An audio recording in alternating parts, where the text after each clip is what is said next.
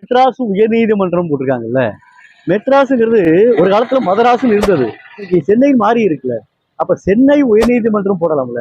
இது தமிழ்நாட்டுல இருக்குது. இந்த நீதிமன்றம் தமிழ்நாட்டுல தான் இருக்குது. அதுவும் சங்கம் வைத்து தமிழ் வளர்த்திருக்கக்கூடிய மதுரையில தான் இருக்குது. அப்ப மதுரையில என்ன செய்யணும்? சென்னை உயர்நீதிமன்றம் போடணும்.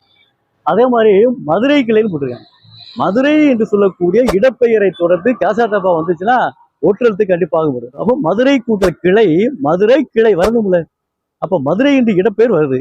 அப்ப மதுரை என்று சொல்லக்கூடிய தன்மையில மதுரை கூட்டல் கிளை, மதுரை கிளைக்கு வரணும். இப்போ மதுரை அப்படிங்கிறது நிலைமொழி, கிளை அப்படிங்கிறது வருமொழி.